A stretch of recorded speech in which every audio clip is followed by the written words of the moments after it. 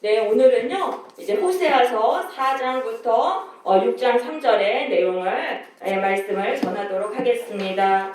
호세아서 이제 4장, 구약 1258쪽이 되겠습니다. 우리 호세아서 6장 1절부터 3절까지 제가 한번 읽겠습니다. 호세아서 6장 1절에서 3절입니다.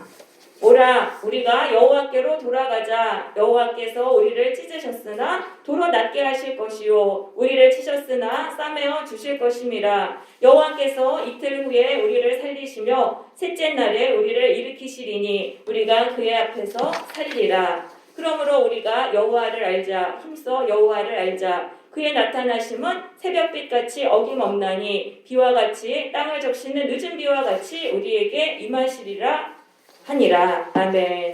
네. 자, 우리 지난번에는 호세아 1장부터 3장의 내용을 말씀을 드렸습니다. 호세아 1장부터 3장까지는요, 이 호세아의 가정, 음란한 그 아내 고멜과 결혼한 호세아의 그 가정을 통해서 하나님과 북이스라엘의 그 관계가 지금 그러하다라고 하나님은 말씀하셨습니다. 북이스라엘이 하나님을 지금 신실하게 섬기지 못하고는 그런 가늠한 아내와 같다. 이제 그런 걸 말씀하셨어요. 그러면서 이제 이 4장부터는 본격적으로 북이스라엘의 제약을 책망하시는 부분이 되겠습니다. 우리 4장 1절 보시겠습니다. 이스라엘 자손들아 여호와의 말씀을 들으라. 여호와께서 이 땅 주민과 논쟁하시나니, 논쟁하신다는 건 따지신다는 것입니다. 그들의 그 죄에 대해서 낱낱이 하나님이 지금 드러내신다는 것입니다. 이 땅에는 진실도 없고 인애도 없고 하나님을 아는 지식도 없고, 자, 이 땅에는 진실이 없다. 이 진실이라는 말의 원어는요, 에메트라고 하는데 하나님에 대한 충성이 없다는 것입니다.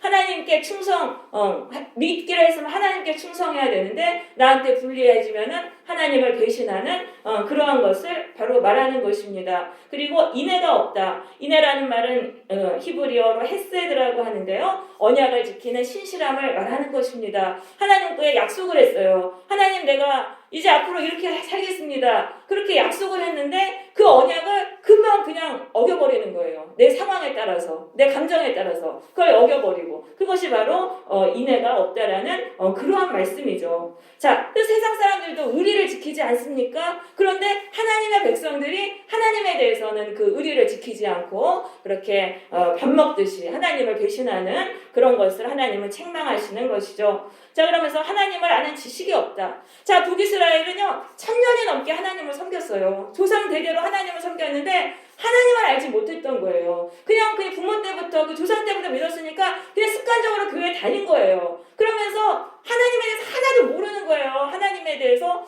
어떤 분인지 알지 못하고. 그러니까 왜 그랬냐면 하나님의 말씀에 귀를 기울이지 않았습니다. 그래서 1절에 보시면 이스라엘 자손들아 여호와의 말씀을 들으라. 제발 좀 하나님의 말씀에 관심을 갖고 하나님의 말씀에 귀를 기울이라고 하는 것입니다. 하나님은요 하나님의 말씀을 통해서 자신을 계시하시는 것입니다. 그래서 우리는 하나님의 말씀에 귀를 기울이고 또 듣는다는 것에는 이제 순종의 의미가 들어 있습니다. 그 말씀에 순종할 때 우리는 하나님을 알게 되는 것입니다. 그런데 교회 와서 하나님의 말씀에 관심이 없어요. 관심이 없고 그냥 사람들하고 어울려 다니고 그냥 그렇게 해서 다니면은 우리가 교회를 수십 년 다녀도 하나님을 알지 못하는 거예요. 하나님이 어떤 분이냐 잘 몰라요.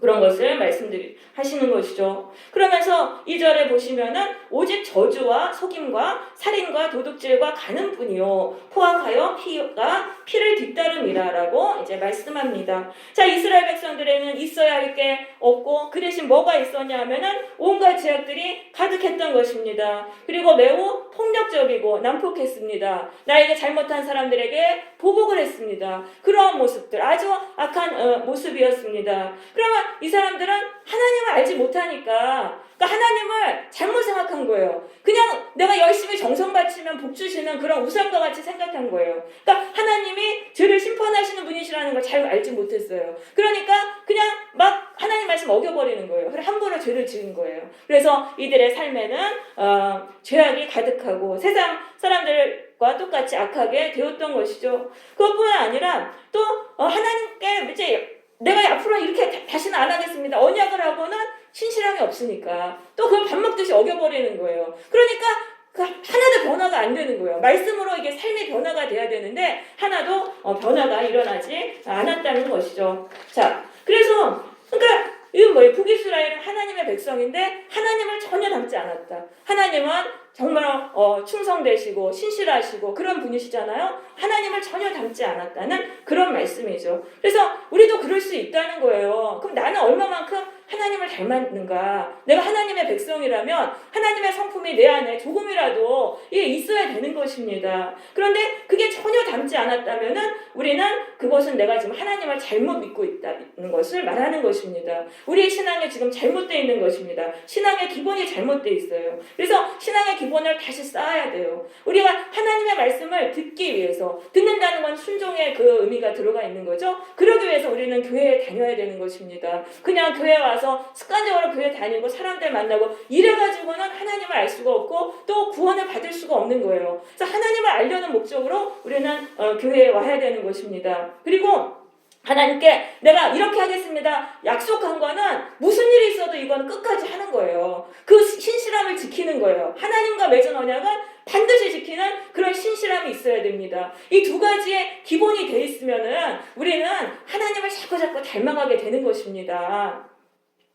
네. 자, 그러면서 이제 3절입니다. 3절. 그러므로 이 땅에 슬퍼하며 거기 사는 자와 들짐승과 공중에 나는 새가 다 세잔할 것이요 바다의 고기도 없어지리라. 자, 그러므로라는 거 뭐예요? 북이스라엘 사회에 그 죄악이 가득했습니다. 그러니까 그 땅이 지금 다 파괴될 것을 말하는 거예요. 황폐하게 될 걸 말하는 거예요. 그럼 이건 뭐냐면 땅이라는 건 성경에서 인생을 말합니다. 인간이 살아가는 터전이기 때문에 인생을 말하는 것입니다. 그러니까 인생이 황폐하게 된다라는 그러한 말씀인 것입니다. 그래서 처음에 에덴 동산에서 아담이 죄를 안 지었을 때는 인생이 너무너무 행복했어요. 에덴 동산이었어요. 그렇지만 죄를 지으니까 땅에 가시덤불과 엉겅퀴를 내면서 황폐하게 되지 않았습니까? 그래서 죄가 우리의 인생을 황폐하게 한다는 것을 우리는 깨닫고 죄를 멀리해야 하는 것입니다. 그래서 죄로 인해서 우리 인생이 다 깨진 거예요, 사실. 그럼 그거를 복원하려면 어떻게 되냐? 예수를 믿으라는 거예요. 그 죄의 번세에서 인간이 스스로는 풀려날 수 없어요. 이미 저주에 묶였으니까. 그런데 하나님의 아들이신 예수 그리스도를 통해서 예수님이 십자가에서 우리의 죄값을 치르셨기 때문에 우리가 예수님을 바라보면서 나를 저주에서 풀어달라고 간절히 회개하고 돌아서면 저주에서 풀려나게 된다는 그러한 말씀이죠. 네. 자, 그 다음에 이제 6절 한번 보시면은요. 6절 보겠습니다. 내 백성이 지식이 없으므로 망하는도다. 내가 지식을 버렸으니 나도 너를 버려서 내 제사장이 되지 못하게 할 것이요. 내가 내 하나님의 율법을 잊었으니 나도 내 자녀들을 잊어버리리라. 자, 백성들이 하나님에 대해서 알지 못해요. 그래가지고 망하게 됐는데 그 원인에는 바로 제사장들이 있었다는 것입니다. 제사장들이 하나님의 말씀을 버렸습니다. 제사장들은 백성들에게 하나님의 말씀을 가르치지 않고요. 이 하나님께 드리는 이 제사를 통해 가지고 불을 쌓으려는 그런 목적에 빠졌습니다. 그래서 8절에 보세요. 그들이 내 백성의 속죄 제물을 먹고 그 마음을 그들의 죄악에 두는도다. 백성들이 제물을 하나님께 제사 드리려고 제물 가져와요. 그럼 제사장이 그 몫을 차지를 합니다. 그러니까 백성들이 더 이렇게 죄짓기를 이렇게 바라면서 그 자기는 제사를 통해서 부자가 되려는 거기에만 관심을 두었다라는 그러한 말씀이죠. 왜냐하면 당시에 여로보암 2세 시대였는데 엄청 잘 살았어요. 북이스라엘이. 그러니까 백성들이 가져오는 재물의 양이 많았던 거예요. 그러니까 그걸 가져서 부자가 되니까 점점 더 이제 범죄하게 되온 것입니다. 7절에 보면은 제사장들이 번성할수록 내게 범죄하니라고 말씀하셨던 것입니다. 그래서 목회자는요, 이 물질에 대한 탐욕이 들어가면 망하게 되어 있습니다. 이 목회자를 망치는 게 물질에 대한 탐욕입니다. 그래서 처음에 개척교회 때 가난할 때는 하나님 말씀대로 잘 전해요. 그러다가 교회가 좀 어느 정도 성장하고 사람들이 붙고 그럼 그 다음부터는 탐욕이 들어가는 거예요. 나도 한번 대형교회 해보자. 나도 교회 좀 일은 좀 날려보자. 이런 욕심이 들어와요. 그러면서 하나님께 죄를 짓게 되는 것이죠. 그리고 또 헌금을 누가 좀 했어요, 많이. 그럼 그 다음부터 또 그걸 기대하는 거예요. 그래서 그 헌금을 또 더 걷기 위해서 그렇게 목회를 돈벌이에 이용하는 그런 일에 또 빠지게 될 수 있는 것입니다. 그래서 우리가 참 이게 참 그런 것들을 다 버려야 되는 거예요. 목회자들은 그런 게 다 쓸데없는 거예요. 사람이 없다 할지라도 하나님의 말씀을 바르게 정말 전해야 되는 것입니다. 왜냐하면 이 하나님의 이 말씀이 우리 성도들의 밥이에요. 영혼의 밥이에요. 그 밥을 잘 공들여가지고 준비해서 이렇게 먹이면 우리 몸에 건강하지 않습니까? 성도들의 영혼이 그 양식을 먹고 영혼이 건강하게 되는 거예요. 그런데 목회자가 그거 하나님의 말씀은 뒷전이고 그 말씀을 잘 준비하지 않으면 성도들의 영혼은 다 망가지게 되는 것이죠. 그래서 목회자들은 이게 최선을 다해서 말씀을 준비해야 돼요. 성도가 뭐 한 명이 있다 할지라도 뭐 몇 명이 있건 상관하지 않고 정말 나의 모든 시간을 하나님의 말씀을 연구해서 양들에게 생명의 말씀을 주기 위해서 그렇게 최선을 다해서 말씀을 준비해야 되는 것입니다. 성도들은요 그렇게 공들인 설교를 다 알아듣습니다. 다 알고요.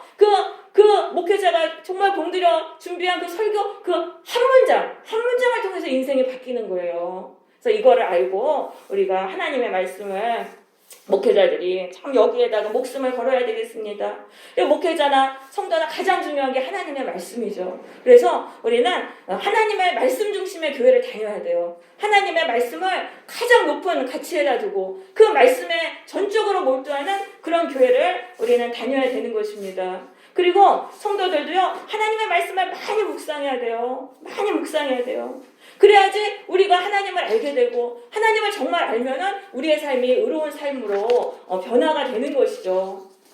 그래서 하나님의 말씀은요 바로 이스라엘 백성들이 광야에서 먹었던 만나와 같습니다. 만나는 무엇입니까? 하늘에서 내려주신 생명의 양식이었어요. 이스라엘 백성들은 그 거친 광야에서 먹을 게 하나도 없어요. 그 궁핍한 광야에서 그 만나를 먹으면서 하나님의 생명으로 누렸던 것이죠. 그래서 하나님의 말씀이 우리에게 생명의 만나입니다. 그래서 우리가 그걸 먹을 때 우리가 이 거친 그 인생길에서 하나님의 주시는 생명으로 이 세상을 살아갈 수 있는 것이죠. 그런데 만나는요 그 다음 날이면 썩었어요. 그래서 이스라엘 백성들은 매일 아침이면은 광야에 나가서 또 만나를 주셔야 됐지요. 그래서 우리도 날마다 하나님의 말씀을 먹어야 돼요. 날마다 하루의 일과가 시작하기 전에 하나님의 말씀을 우리가 묵상을 해야 되는 거예요. 그러면 하나님이 그날 하루에 필요한 것을 말씀을 통해 주시는 거예요. 내가 이런 문제가 있는데 하나님 말씀 묵상했는데 하나님 어서 피할 길을 내시는 거예요. 너 이렇게 해라. 그 말씀을 통해서 이렇게 하면 풀린다. 이렇게 주시는 거예요. 그래서 우리는 생명을 누리게 되는 것이죠. 네, 그래서 우리는 이제 말씀을 날마다 이제 먹어야 되겠습니다. 우리 11절로 가보겠습니다. 음행과 묵은 포도주와 새 포도주가 마음을 빼앗느니라. 자, 이스라엘 백성들은 하나님을 아는 지식이 없었어요. 그러니까 어떻게 됩니까? 음행, 이거는 우상숭배입니다. 당시에 바알과 아세라 섬기는 우상숭배를 가면 또 음란한 행위를 막 했습니다. 그러니까 그런 것에 빠져드는 거예요. 술에 빠져들고. 그러니까 하나님의 말씀이 없으면요, 이 세상의 우상과 쾌락에 다 빠져드는 거예요. 여러분 우리가 이 사탄이 얼마나 이 세상의 쾌락과 음란과 우상숭배로 우리를 얼마나 유혹합니까? 이 세상의 우상이 얼마나 화려합니까? 그리고 우리가 육신이 우리의 정욕에 얼마나 약합니까? 우리가 이런 것들을 이길 수 있는 것은 하나님의 말씀이 우리를 지배할 때만 이길 수 있는 것입니다. 하나님의 말씀이 우리를 붙들지 않으면 다 이런 것에 다 빠지게 되는 거죠. 그래서 이스라엘 백성들은 다 그런데 우상숭배를 그렇게 했어요. 13절에 보시면 그들이 산꼭대기에서 우상에게 제사를 드리면서 참나무와 버드나무와 상수리나무 아래에서 우상을 숭배했어요. 나무 그늘이 좋음이라. 나무 그늘이 다 가려주니까 음란한 짓을 거기서 막 한 거예요. 그러니까 너희 딸들은 음행하며 너희 며느리는 간음을 행하는도다. 그래서 다 하나님을 믿는 백성인데 우상에게 빠져서 음란에 빠졌다는 거예요. 그런데 14절에 너희 딸들이 음행해도 내가 벌하지 아니하리니 이는 남자들도 창기와 함께 나가며 음부와 함께 희생을 드립니다. 그러니까 남자들도 다 음란에 빠지고 여자들도 음란에 빠지고 그러니까 지금 가정에 다 파괴가 된 거죠. 그래서 하나님의 말씀이 없으면 가정이 파괴가 된다는 거예요. 하나님의 말씀을 붙들지 않으면 가정이 파괴가 됩니다. 그래서 우리 모두 하나님의 말씀을 붙들어야 된다는 것입니다. 하나님의 말씀을 붙들고 인내할 때 정말 바보 같죠. 바보 같고 뭐 쾌락도 못 즐기고 우상도 안 섬기고 그렇게 바보같이 왜 사냐. 사람들이 손가락질하고 무시한다 할지라도 하나님의 말씀을 붙들고 우리가 인내할 때, 그럴 때 우리의 가정이 살아나게 되는 것입니다. 여러분, 우리가 하나님의 말씀을 붙들고 우리가 신앙 지켜야 돼요. 우리 밖에는 가정과 사회를 지킬 수 있는 사람들이 없어요. 하나님의 말씀을 아는 사람들만이 사탄의 그 강력한 공격을 이기고 이 가정을 지키고 사회를 지키는 그런 역할을 감당할 수 있는 것입니다.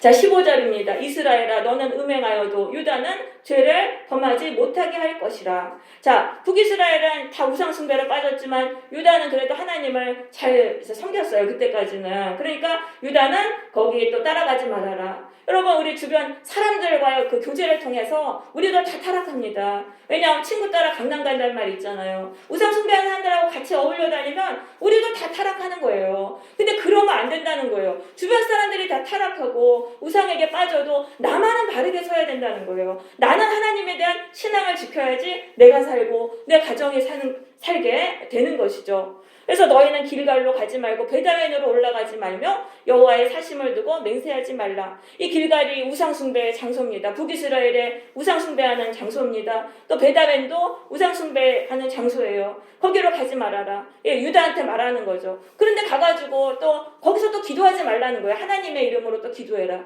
그러니까 절 같은 데 가지 말라는 거예요. 절이니 무슨 다른 종교 있잖아요. 그런데 가지 말아라. 그런데 가서 또 나름대로 신앙 지킨다고 또 하나님의 이름으로 기도하고 그런 거 하지 말라는 것입니다. 여러분, 우리가 우상 숭배하는 곳에 가잖아요. 그럼 거기서 반드시 영적인 미혹과 공격을 받게 되는 것입니다. 그래서 그런 데 가지 말아야 돼요. 우리는 하나님의 백성이니까 하나님을 섬기는 교회에 와서 하나님을 예배를 드려야 되는 것입니다.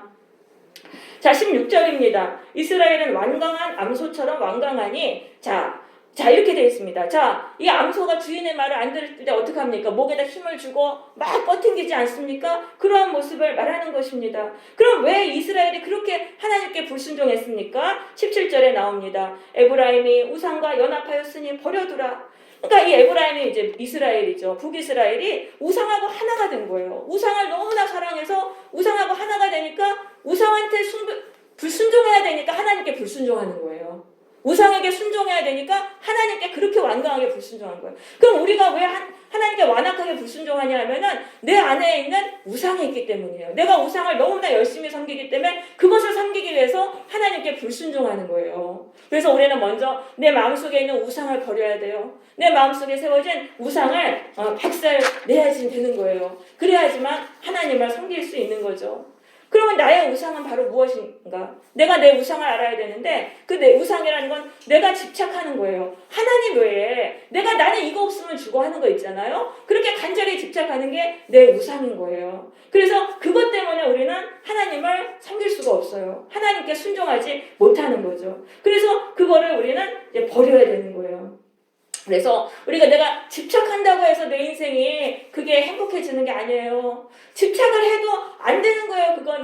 거기는. 그래서 우리가 이제 그걸 놓을 때 우리가 인생이 풀려요. 여러분, 그 열쇠를 열 때 문이 안 열릴 때 한 방향으로 하면 아무리 안 열릴 때 반대 방향으로 하면은 열리지 않습니까? 그러니까 우리가 집착하는 걸 포기할 때 그때 우리가 하나님께로 돌아가게 돼요. 그래서 하나님을 의지하게 돼서 우리의 영혼이 풀리게 되는 것입니다. 그래서 우리는 우상을 이제 버려야 되는 거예요. 자, 그러면서 17절에 보면 또 에브라임이라고 부르세요. 그러니까 이게 이스라엘이라고 부르실 때는 하나님이 사랑하는 마음으로 이제 부르시는 거예요. 당신의 백성이라고 부르시는데 이 에브라임이라고 딱 부르실 때는 하나님이 거리를 두시는 거예요. 너는 내 백성 아니다. 자, 에브라임은 어떤 지파입니까? 북이스라엘의 지파 중에서 자기가 대단한 척하고 자기가 대장 노릇하려고 하고 항상 그랬어요. 역사를 보면 에브라임 지파가 그런 지파예요. 그러니까 이건 뭐예요? 너는 내 백성 아니라는 거예요. 하나님이. 그래서 이렇게 거리를 두시고 이렇게 이제 말씀을 이제 하시는 것이 바로 이제 이 호칭이 되겠습니다. 하나님 백성답지 않고 그냥 자아의 모습으로 살아가는 그것을 이제 말씀하시는 것이죠. 자, 그래서 버려두라라고 돼 있어요. 버려두라. 자, 그 17절에 보세요. 에브라임이 우상과 연합했으니 버려두라. 버려두라는 거는 하나님이 더 이상 간섭하지 않으시겠다는 거예요. 그럼 하나님이 간섭하지 않으면 어떤 일이 일어나요? 19절 바람이 그 날개로 그를 쌌나니 그들이 그 재물로 말미암아 부끄러운 일을 당하리라. 심판의 바람에 의해서 다 이제 부끄러운 일을 당하게 된다는 말씀인 것입니다. 여러분, 하나님이요, 포기하는 사람, 버리는 사람은요, 그냥 내버려 두세요. 간섭하지 않으세요. 그냥 심판의 자리에 넘겨줄 사람은 더 이상 간섭하지 않으세요. 그래서 그게 무서운 거예요. 나에게 책망의 소리가 들려오고 하나님께 경고의 소리가 들려올 때 그거는요, 하나님이 나를 포기하지 않으신 거예요. 그러니까 그때 우리는 완악함을 꺾고 하나님께 순종해야 되는 것입니다. 나중에는요, 그런 소리도 안 들려와요. 그러면 막 죄에 빠져들다가 그 다음에 바로 그냥 심판을 당하는 것이죠. 네, 그래서 이제 하나님이 그 징계의 매를 때리실 때 우리는 그거를 하나님은 나를 포기하지 않으셨구나. 내가 하나님의 백성이구나. 이런 걸 깨닫고 우리는 하나님께로 이제 돌아가야 되는 것입니다. 네, 이제 5장으로 가보겠습니다. 이스라엘 5장 1절입니다. 제사장들아 이를 들으라. 이스라엘 족속들아. 이 족속이라는 건 왕가를 말하는 것입니다. 바이트라고 하는데 이스라엘 왕가들아 깨달으라. 왕족들아 귀를 기울이라. 너희에게 심판이 있나니 너희가 미스바에 대해서 올무가 되며 다볼 위에 친 그물이 됨이라 라고 말씀합니다. 자, 북이스라엘의 지도자들이요, 미스바와 다볼에서 우상을 숭배했어요. 미스바와 다볼도 우상 숭배의 중심지예요. 거기서 우상을 숭배했던 그 행위가 뭐가 된다고 말씀합니까? 올무가 되고 그물이 된다.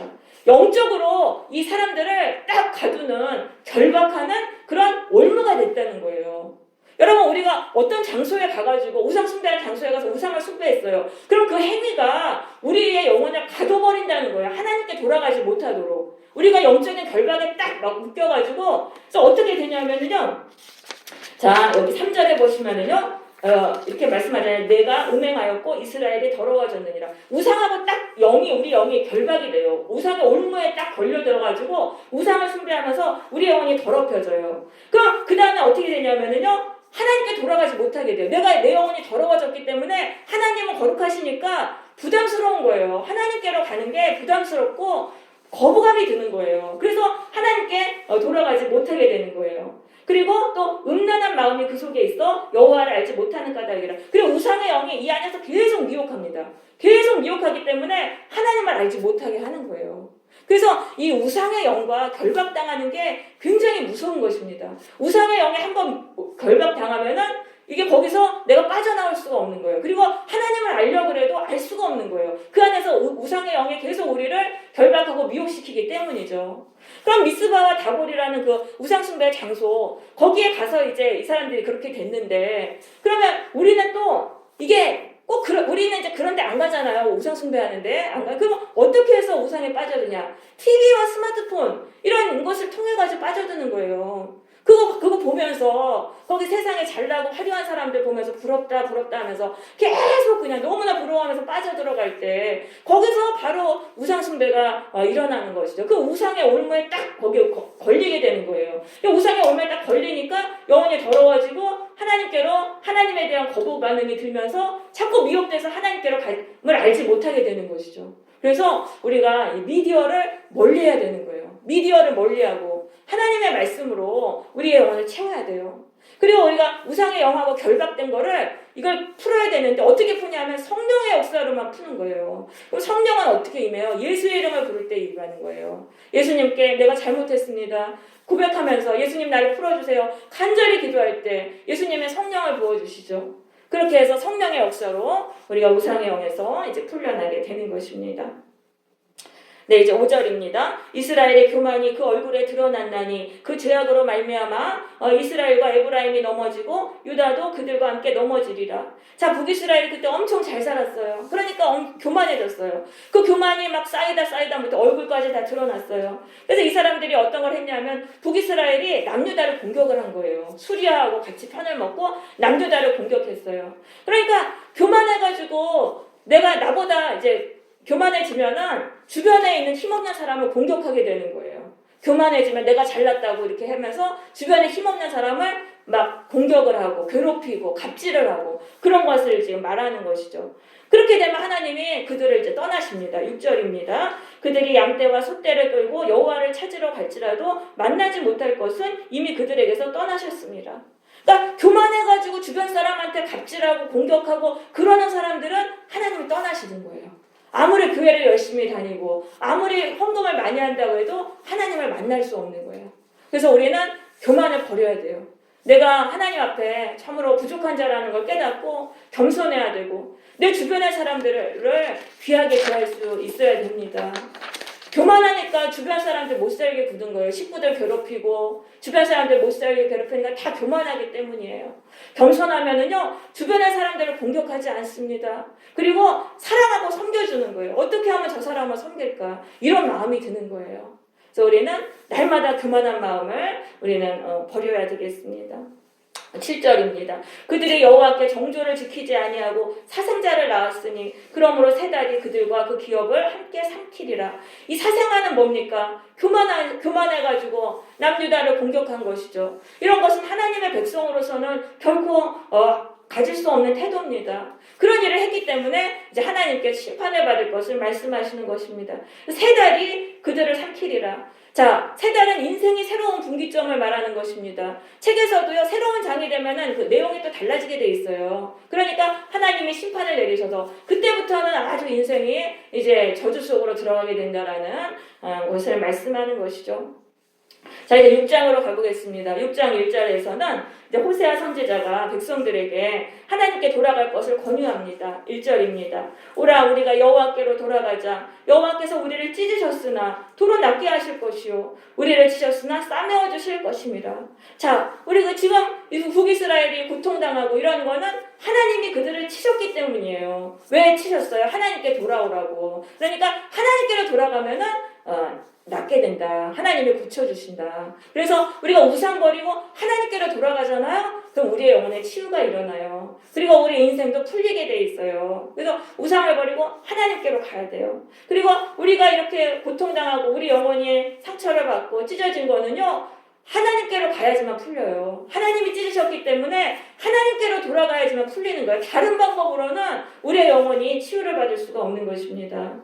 하나님께로 가면 어떻게 됩니까? 이틀 후에 하나님이 우리를 살리시고 셋째 날에 우리를 일으키시니 우리가 그의 앞에서 살리라. 그러니까 하나님은요 우리가 하나님께로 돌아가잖아요. 우상을 버리고 하나님만 정말 사랑하고 하나님께로 돌아가면 우리를 회복하시는 거예요. 근데 서서히 회복이 일어나는 거예요. 점진적으로 일어나는 거예요. 이틀 후에 살리고 셋째 날에 일으키시고 또 그래서 우리가 살고 우리 삶에 무너졌던 부분들이 하나씩 회복이 되는 것입니다. 그래서 우리가 회개하면은요 우리의 인생이 다 무너졌던 인생이 다시 세워지게 돼 있어요. 복된 인생으로 하나님이 우리의 인생을 지어가세요. 그래서 회개하라 천국에 가까이 왔느니라라고 말씀했던 것이 바로 그 말씀이죠. 그래서 우리가 먼저 돌아가야 된다는 거예요. 하나님이 우리의 인생에서 새로운 일을 행하시려면 우리가 우상을 버리고 하나님께로 돌아가는 게 있어야 된다는 거예요. 그거를 내가 할 때 하나님이 우리의 영혼에 생명의 역사를 이루신다는 것입니다. 3절입니다. 그러므로 우리가 여호와를 알자. 힘써 여호와를 알자.